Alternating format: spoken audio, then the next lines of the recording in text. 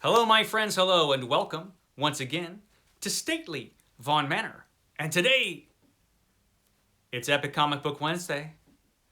Every Wednesday, on Steve Donoghue's channel and on my channel, we will both talk about a certain comic book, graphic novel, or comic book subject. I will give my take on it, he will give his take on it. It's our world's finest team up, which we do every week. So what are we talking about this week? Well, we're talking about this! Going back to some Epic collections. Got a few Epic collections I want to talk about. More than a few, and this is one of them.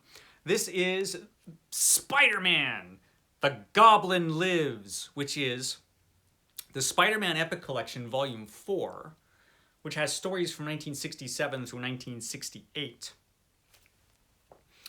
This has Amazing Spider-Man 53 through 67, has Spectacular Spider-Man Magazine 1 and 2. This is not to be confused with Peter Parker, the Spectacular Spider-Man that comes later. This is a magazine-sized comic book. Spectacular Spider-Man only lasted 2 issues, I believe.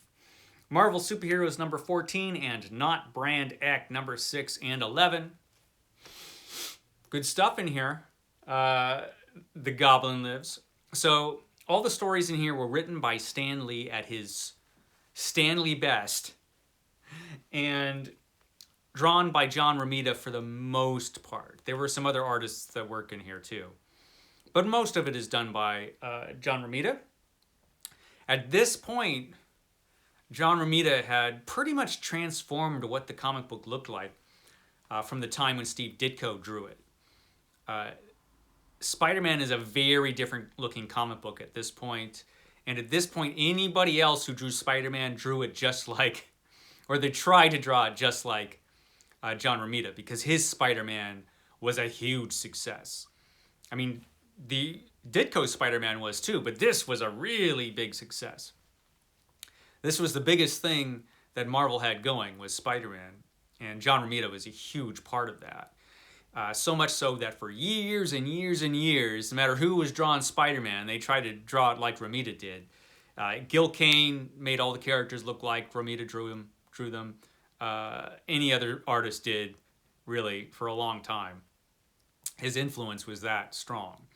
And you can see it. I mean, just look at the cover. Look at that Spider-Man. Look how beautiful that Spider-Man is.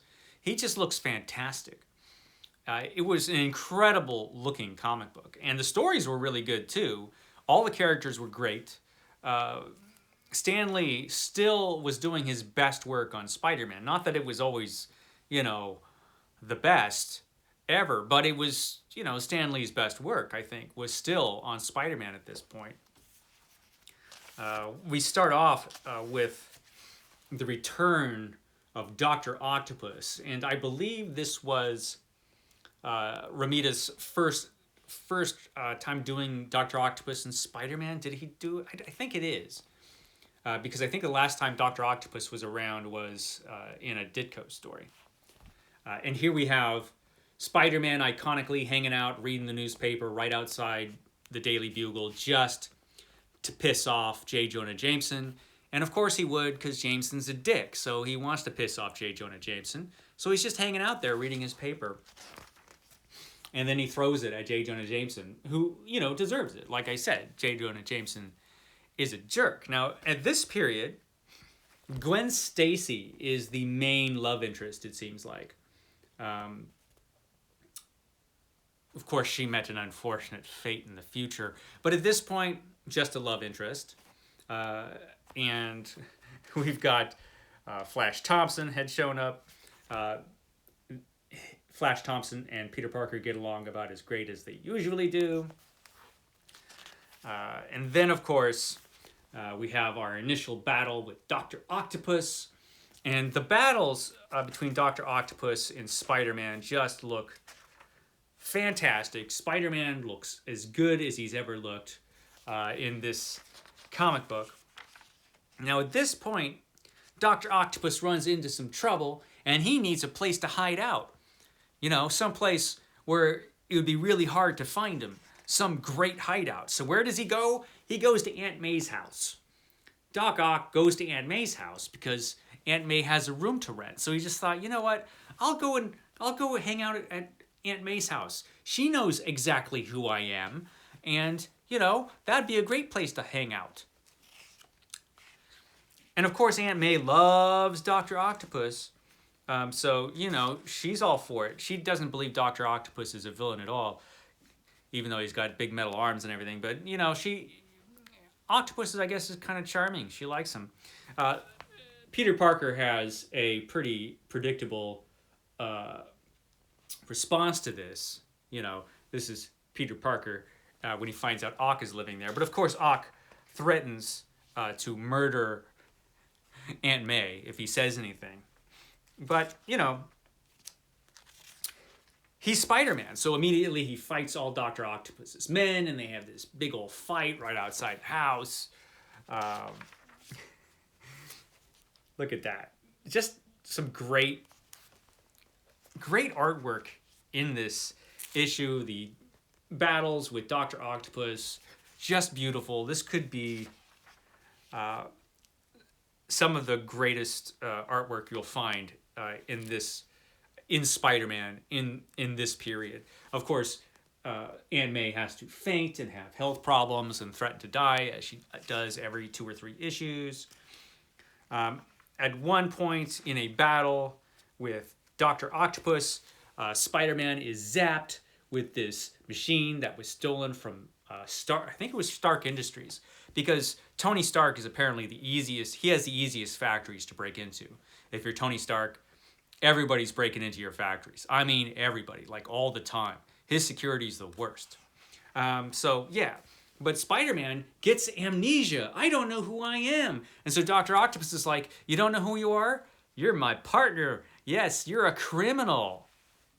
And Spider-Man's like, I am? Okay. I totally believe that.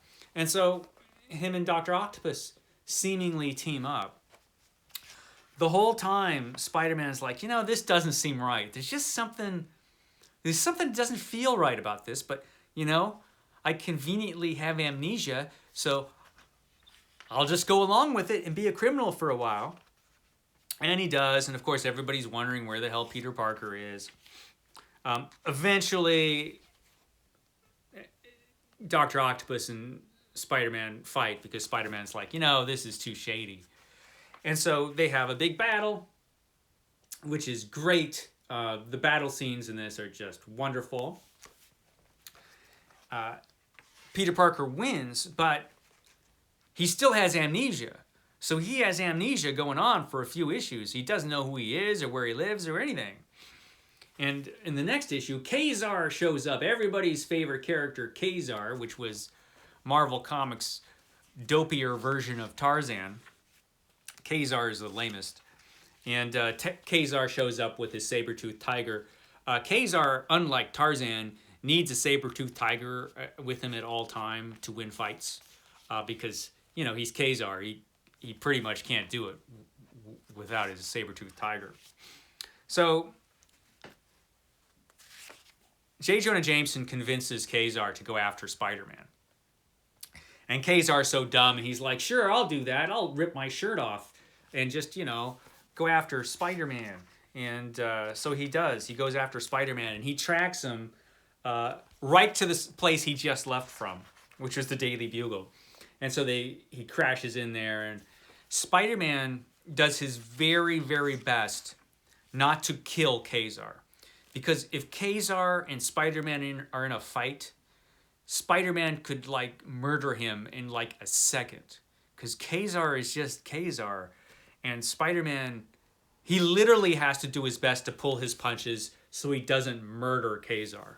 Because he's, a billion times stronger than him.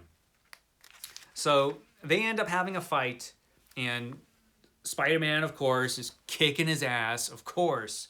And so what happens, the same thing that always happens when Kazaar is getting his ass kicked, which he always does, is the saber-toothed tiger has to run and jump and take over. Which, Spider-Man versus a saber-toothed tiger, okay. The saber-toothed tiger can get a lucky shot in, which he did. And so Spider-Man wins the fight. And at this point, Kazaar's like, oh, well, maybe Spider-Man's not a bad guy after all. But you know who is a bad guy? It's J. Jonah Jameson, who has a new spider destroyer, which we've seen before. He has some robot that a mad scientist builds go after Spider-Man, which is the exact same thing that happened a few issues ago. So this is the new spider killer, which is extra super strong, which a scientist created the last one, which Spider-Man beat. And the scientist just goes nuts because he can't accept that Spider-Man defeated his last suit. And he's beaten this one too. So he goes completely crackers, the mad scientist. He becomes a literal mad scientist. And Spider-Man beats that guy. And so we have a few not so great villains show up. And then the King... Well, actually, no, only one not so great villain. But it turns out we've got Kingpin who shows up. So Kingpin is a big deal. And Kingpin is awesome. And so there's a big battle with the Kingpin. Another Kingpin issue. Let's fast forward because there's something I want to get to. So we'll get to Spider-Man beating the hell out of the Kingpin. Then we got Medusa from the Inhumans showed up, which is a character I always kind of liked because she was just so weird. Her hair would attack you. You would be attacked by Medusa's hair. That was her weapon. It's so weird. Even Spider-Man's tripped out about it. You know, this is just creepy. It's just a weird character. Now at this point, we get to the first issue of Spectacular Spider-Man. Before even Savage Tales or the Savage Sword of Conan, apparently Spider-Man became the first Marvel black and white magazine. I think this was the first Marvel black and white magazine. And it only lasted, apparently, as a black and white magazine for a single issue. It was an experiment, I believe, to see if this format would work out for comics. And you could see right away why it didn't work out. The art itself is good, but that heavy shading and that kind of dark look, while it works really well for horror comics, it worked for Conan, although that one, the artwork seemed to stand out a little better than this artwork does. For Spider-Man, it just doesn't work at all, and I think that feedback came in pretty quickly. We get a big scene that looks straight out of a Universal horror movie there. Stan Lee was very influenced by the Universal horror movies. And we've got a nice battle. The artwork is by Romita. It's very good. You've got a nice extra long story in here.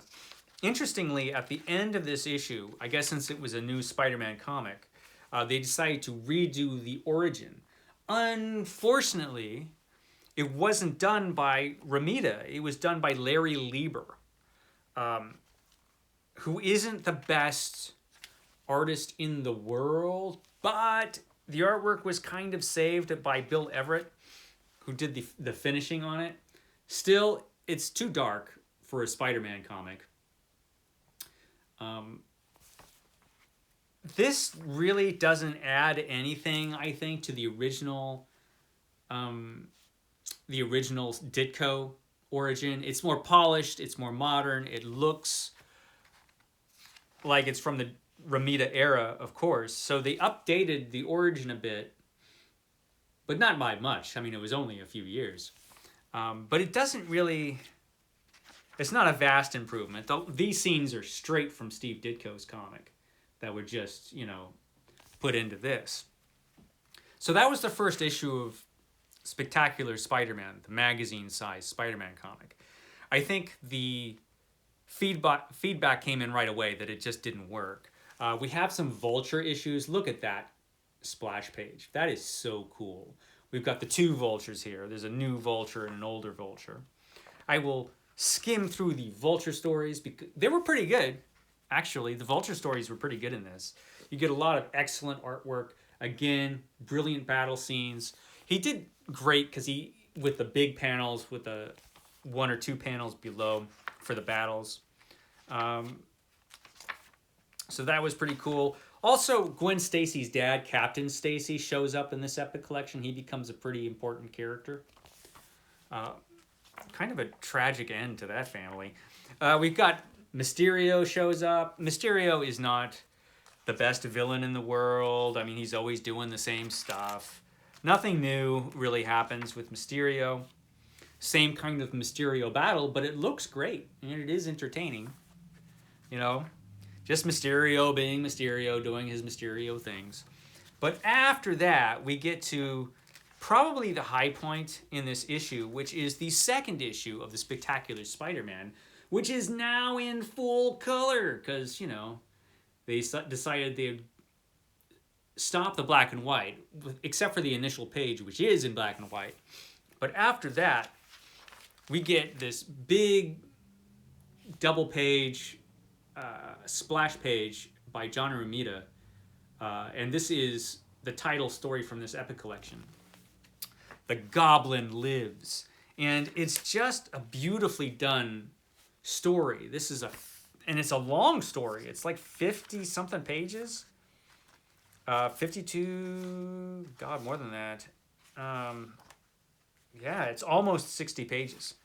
And so we get a long flashback of the last time we saw the Goblin, which is when the Goblin, you know, conveniently got amnesia after he learned Peter Parker's identity. At this point, you know, it's starting to all come back to him, you know. The Green Goblin, he's starting to remember, am I, yes! I mean, just look at this scene. Look how awesome that is. I am the Goblin. Yes, you are. You are the Goblin. So the Goblin gets his memory back, and he's going out for revenge. And the artwork in this story is just top-notch. It's a good story. In the end, it doesn't really change too much. At the end of the story, the Goblin gets amnesia again, and so he forgets ever coming back as the Goblin. He forgets everything he just learned. But the artwork is just top-notch. I mean, look at that character work by Romita. We've got Gwen. We've got Mary Jane there. That's Mary Jane with her new haircut. This is the late 60s, which is probably the worst time for women's hair ever. But she pulls it off. Mary Jane always does. He does some beautiful characters. We get this wonderful dinner scene where Osborn and Peter Parker are at the dinner table. And look at Norman Osborn there. Yes. Look at him. Yeah. He knows. He knows who Spider-Man is, and he lets Spider-Man know that he knows who Spider-Man is. And so, of course, a big epic battle ensues. And it's just beautiful. It's just beautiful, the artwork in this. The battle is fantastic. Because you have so many pages, you get a lot of space for the artwork. And he really uses that to tremendous advantage. You get these large panels, these huge epic battle scenes that Romita does just wonderfully. And nothing looks rushed in this. Sometimes when we have long stories and they're on a deadline, things look rushed. Not in this story. In this story, everything just looks top-notch. High quality brilliance. I mean, look at this double-page spread right there. Look how awesome that is. Great, great stuff. Definitely, this is the high point of this epic collection. It's just a wonderful, wonderful issue. Spectacular Spider-Man #2. It's a shame that there were no more of them. Advertises an issue that I don't believe was ever made. I'm pretty sure there was just these two. After that, we get this random Marvel superhero story, which Ross Andru does, again, as closely as he can come to John Romita. But different artist. So there is a different look, even though he's trying real hard to look like John Romita and have all of the characters look just like Johnny Romita would do. But that issue alone of Spectacular Spider-Man is worth this Epic Collection. Even though conveniently at the end of that story, everything went back to the way it was, so it didn't really have any stakes in the long run. Who cares? It was a great story, and it was super entertaining, and it was just beautiful to look at. A lot of the artwork in this is beautiful. Stan Lee stories are kind of up and down. You know, Kazaar shows up, but pretty good writing too. I mean, this is a very involving Epic Collection. Really good stuff. So that's all I have to say about it. I'll shut up now. I know I've gone on, but it's Spider-Man. And I'll catch you next time here at Stately Fawn Manor. Bye, guys.